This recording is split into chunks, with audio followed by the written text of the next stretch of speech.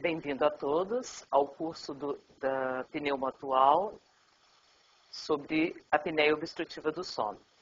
Meu nome é Lia, eu sou professora adjunta da disciplina de Medicina do Sono da Universidade Federal de São Paulo e o tema a ser abordado será a epidemiologia e o diagnóstico da apneia obstrutiva do sono. Na síndrome da apneia obstrutiva do sono, são englobados diversas patologias que têm em comum a limitação do fluxo aéreo. Então, nós temos, de um lado, no espectro mais leve, o paciente que tem uma resistência à passagem do fluxo aéreo na via aérea superior, concomitantemente ele desperta à noite e vai queixar durante o dia de fadiga e sonolência. Mas no registro da polissonografia, nesse grau da doença, a gente ainda não observa a presença de apneias e hipopneias. Então, a faringe desse paciente ainda tem uma sua permeabilidade mantida.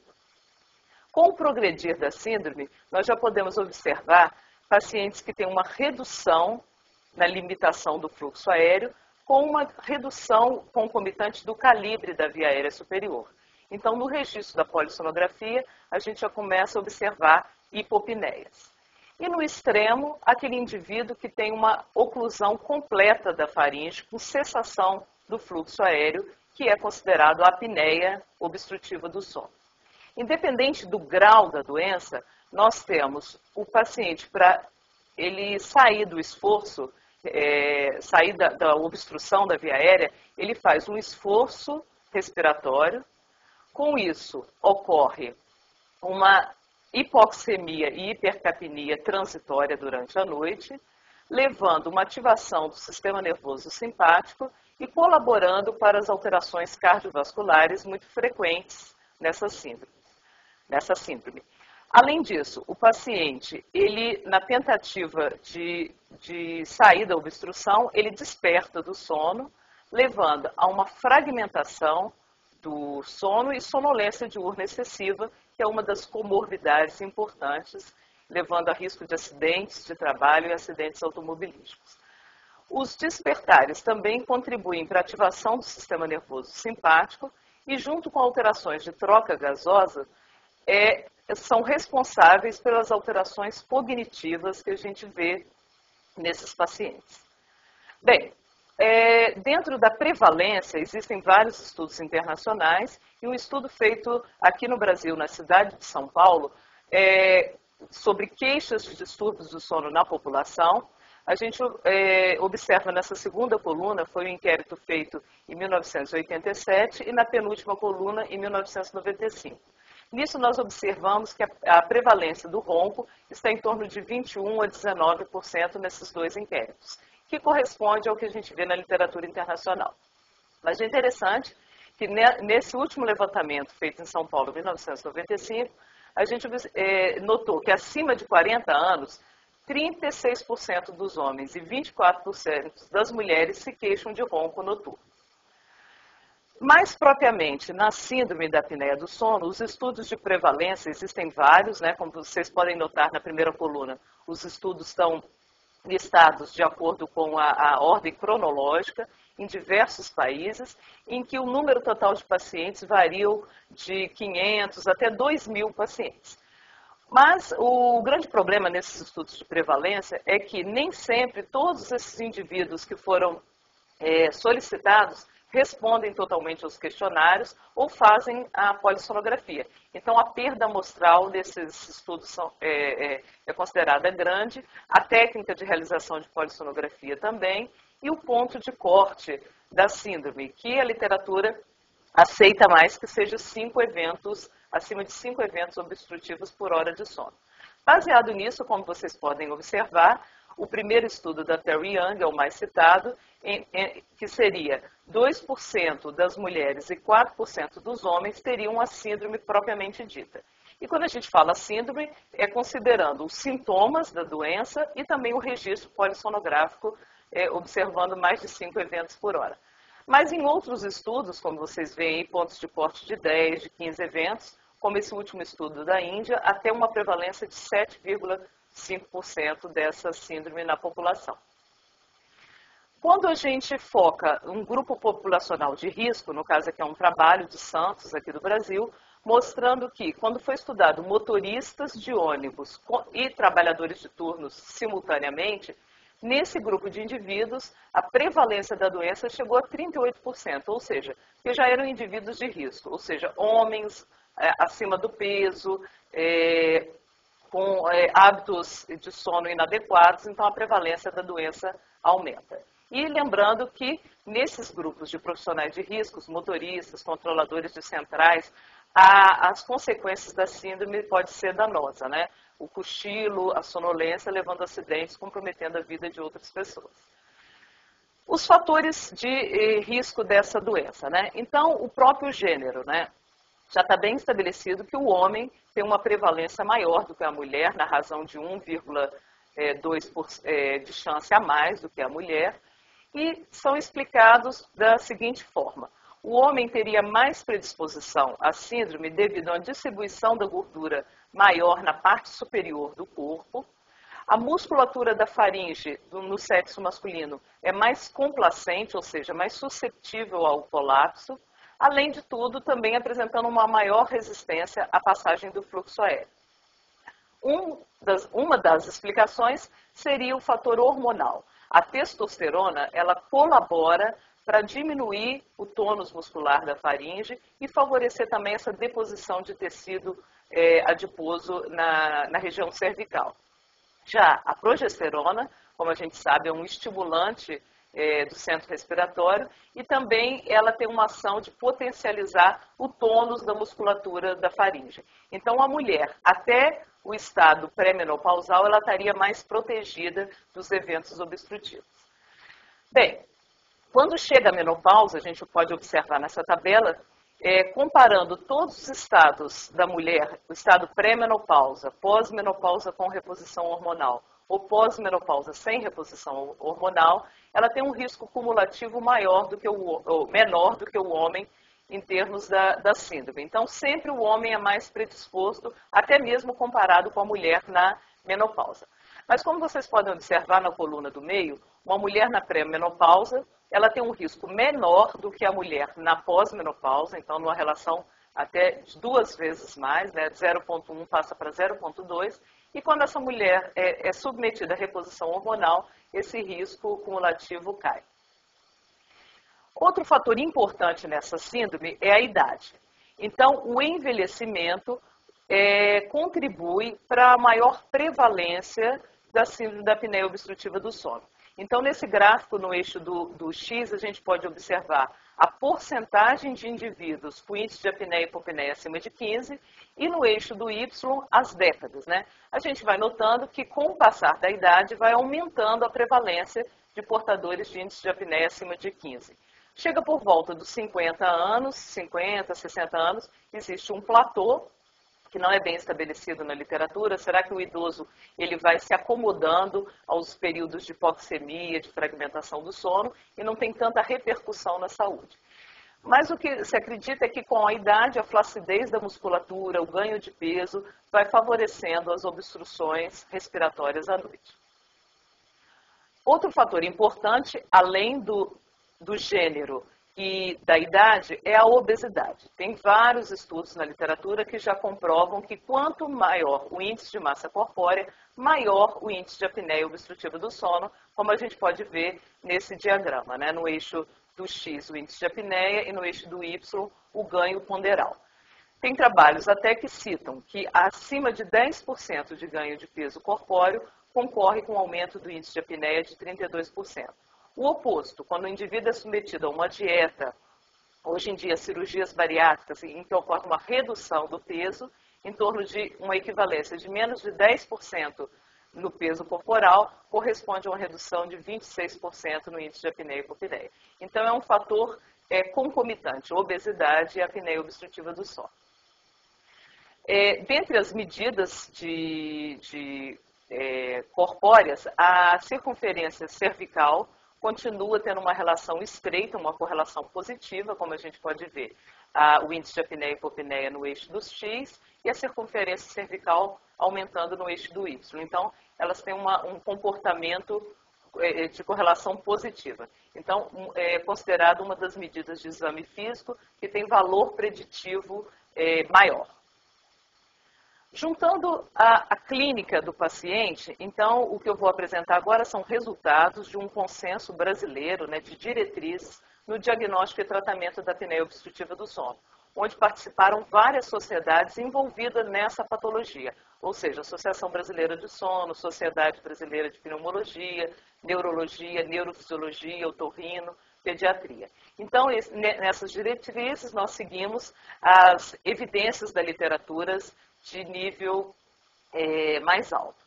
Então, os sintomas e sinais do paciente portador da síndrome da apneia obstrutiva do sono, como nós podemos ver na coluna da direita, os sintomas noturnos são mais relacionados ao ronco e às pausas respiratórias à noite, presenciadas muitas vezes pelo companheiro que observa esse paciente. Já o paciente propriamente dito, ele pode ter queixas mais diurnas, né? Então ele vai se queixar de sonolência, fadiga, déficit de humor, déficit cognitivos. Então são os principais, né? Nessa tabela vocês podem ver os principais sinais e sintomas. No exame físico, a gente dá uma atenção especial às medidas e conformações crânio-faciais. No desenho da direita, como a gente pode ver, a grande maioria dos pacientes portadores de apneia obstrutiva do sono tem uma retroposição da mandíbula, que a gente chama de retrognatia. E quando você observa a oclusão dentária desses pacientes, a maioria deles se enquadra na classe 2, nessa segunda figura da direita. Então, o paciente geralmente tem a mandíbula retroposicionada e a maxila hipodesenvolvida. Bem, com relação ao exame de orofaringe, a gente pede normalmente o paciente para abrir a boca e manter a língua em repouso no assoalho da boca. E a gente observa a relação entre a base da língua e a borda livre do palato mole. Então, essa classificação foi denominada índice de Mallampati. O indivíduo normal teria, como vocês verem na figura de cima, a classe 1 é quando você consegue visualizar a úvula e os pilares amidalianos. Com o agravar da doença, ou seja, o aumento do tecido adiposo, da língua e a diminuição da estrutura crânio-facial da mandíbula, os portadores de apneia do sono têm mais Mallampati classe 3, classe 4, ou seja, você não consegue visualizar o palato mole ao examinar o indivíduo. É importante também o tamanho das tonsilas palatinas, né? É comum pacientes com apneia do sono ter amígdalas aumentadas, no caso aí grau 3 e 4, e também a inserção dos pilares amidalianos. Esses pacientes têm uma inserção baixa do pilar, formando esse aspecto em tenda, que é o palato web. Com relação aos achados físicos, em resumo, nós temos um paciente geralmente obeso, com índice de massa corpórea acima de 30, com circunferência cervical e abdominal aumentada, no caso, a circunferência cervical acima de 43% de centímetro nos homens e 38 centímetros nas mulheres, Mallampati 3 em 4, aumento de amígdalas e presença de palato ogival. Quando trabalhos que usam de avaliação clínica para diagnosticar a apneia do sono e ver a relação com a gravidade, nós vemos aqui nesse trabalho que quanto maior o índice de Mallampati, houve uma correlação com o índice maior de apneia e hipopneia obstrutiva do sono. Então, esse achado de exame físico tem uma correlação positiva com a gravidade. Nesse outro trabalho aqui, também da mesma autora, Zonato e colaboradores, quando a gente compara o exame físico de um paciente com apneia do sono com um grupo sem apneia, no caso aqui foram indivíduos com insônia, a gente pode ver que os portadores de apneia, que no caso aqui é a coluna mais para a direita, né, ele tem alterações de estrutura facial, de partes moles, Mallampati, alterações nasais, numa frequência bem maior do que o paciente não portador da síndrome. Na tentativa de estabelecer medidas preditores para o diagnóstico, juntando as variáveis clínicas, sintomas e sinais, medidas crânio-faciais e um registro de oximetria, que seria a saturação da oxihemoglobina, nós temos uma probabilidade no paciente onde existe a suspeita da doença, na probabilidade alta de 70%, uma sensibilidade desses achados juntos, né, de 52% a 60%, e uma especificidade de 90%. Ou seja, usando de diagnóstico clínico e medidas crânio-faciais, a gente ainda pode perder alguns pacientes com a síndrome. Alguns pacientes podem ficar sem diagnóstico. Baseado nisso, é que os consensos atuais, né, a literatura internacional, ainda pontua que a polissonografia feita dentro do laboratório durante a noite inteira sob supervisão ainda é considerado o método padrão para o diagnóstico dessa síndrome. Então, o indivíduo ele vai no laboratório do sono, são colocados sensores e eletrodos para registrar atividade eletroencefalográfica, atividade eletromiográfica, movimentos oculares, cintas tóraco-abdominais para registrar o esforço respiratório. Hoje em dia é mais preconizado o fluxo aéreo com cânula oronasal, com transmissor, com transdutor de pressão, oximetria, e ele passa a noite registrando todas essas variáveis. E durante a polissonografia, na noite inteira, o que a gente observa nos pacientes portadores dessa síndrome? Então, nós temos aqui uma tela de uma polissonografia e nos canais de cima nós temos eletroencefalograma, eletromiograma, batimento cardíaco, mas o foco seria essas barras rosas que mostram que o paciente portador da síndrome, ele tem uma obstrução da faringe, representada aqui por uma ausência do fluxo aéreo, mas embaixo da barra rosa a gente vê umas ondas, né, que são os movimentos torácico-abdominais, ou seja, o indivíduo fazendo um esforço para vencer essa obstrução. Com isso, nessa última linha, um rosa mais clarinha, a gente vê uma queda na saturação da oxihemoglobina e o indivíduo sai desse episódio despertando. Então, a gente vê em correspondência, na primeira linha lá do slide, um despertar eletroencefalográfico. E isso se repete a noite inteira. Hipoxemia, despertar, caracterizando o índice de apneia e hipopneia, ou seja, quantas vezes esse evento se repete durante o sono. Bem, nós temos então, a polissonografia tem uma sensibilidade alta, em torno de 70% a 82%, mas chamar a atenção, esse aqui é um estudo em que eu fui autora, mostrando que existe uma variabilidade desse índice de apneia de uma noite para outra. Então, nesse trabalho, eu observei que metade dos pacientes, foram 20 pacientes com portadores da apneia do sono, que dormiram durante 4 noites consecutivas no laboratório. Então, no gráfico de cima, a gente observa que 6 pacientes, no decorrer da noite, mudou o índice, no decorrer das 4 noites, houve uma redução do índice de apneia. Em contrapartida, 4 pacientes que tinham um índice mais reduzido, no decorrer das outras noites, aumentou esse índice de apneia e hipopneia. Então, isso a gente precisa estar em mente que nem sempre uma medida única na polissonografia pode pontuar realmente a gravidade do paciente.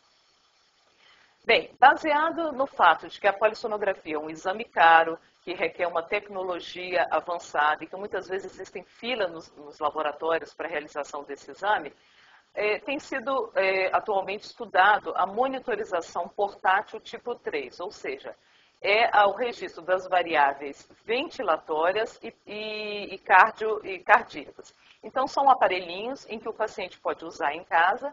Ele é registrado o esforço respiratório com uma cinta torácica, oximetria, que mede a saturação de oxigênio e indiretamente frequência cardíaca, e como vocês podem observar na figura, uma cânula no nariz com transdutor de pressão.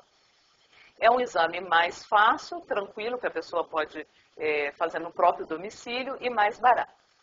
O que tem se evidenciado? Então, essa aqui é uma força-tarefa recente, de 2007, mostrando qual é a indicação e recomendação do uso desses aparelhos de monitorização ambulatorial cardiopulmonar. O que mostra que o que se recomenda é que você use em pacientes em que a probabilidade clínica é alta, ou seja, a probabilidade pré-teste é alta, você acha que esse indivíduo tem realmente apneia obstrutiva do sono e ele não tem outras comorbidades. Então, esses aparelhos não são recomendados quando o indivíduo tem uma doença pulmonar obstrutiva, uma doença neuromuscular.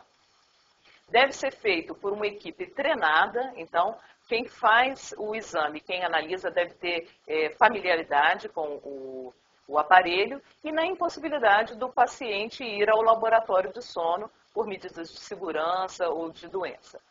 E se esse estudo for negativo, o estudo domiciliar, é obrigatória a realização da polissonografia. A sensibilidade e a especificidade desses exames estão em torno de 70% a 80%.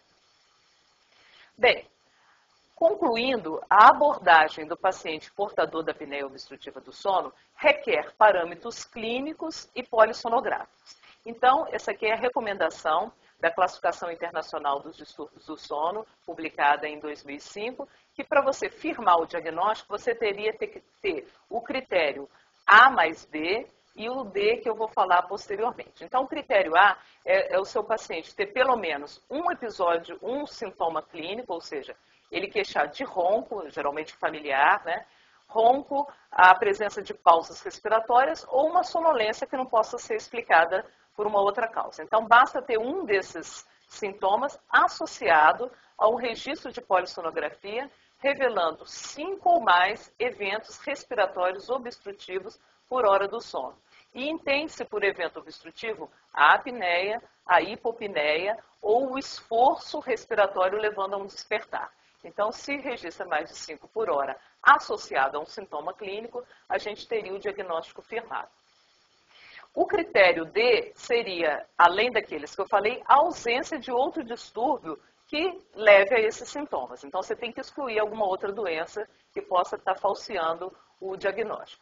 Mas a novidade nessa nova classificação é que o critério também pode ser o C mais o D. O C seria aquele paciente que ele não tem clínica de apneia do sono, ele não tem ronco, não tem sonolência, mas na polissonografia a gente já consegue registrar mais do que 15 eventos obstrutivos por hora do sono. Então, nesses indivíduos, a gente estaria podendo firmar o diagnóstico independente da clínica.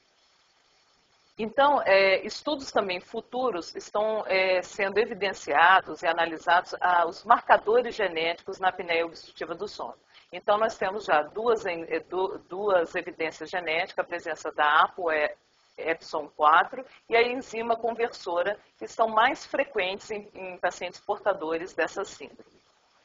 E também a mensagem que a gente deve prevenir a doença, ou seja, a criança ela deve ser orientada em termos de bons hábitos alimentares, prevenindo assim a obesidade e o tratamento das doenças otorrinológicas, hipertrofias de amígdalas, de adenoide, rinite, para que essa criança no futuro não seja um portador dessa síndrome.